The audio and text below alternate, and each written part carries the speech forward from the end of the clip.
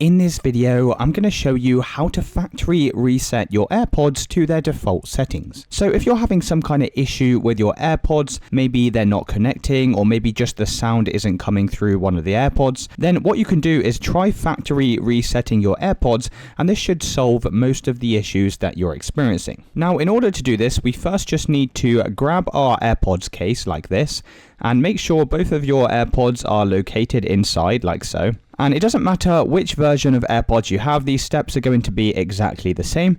So all you need to do is turn your AirPod case over to the back and you should see this kind of button. So this is the button that we're going to be using to factory reset our AirPods. So what you're going to do is just flick the lid open of your AirPods and then come over to the back, and we're going to hold down this button for 15 seconds.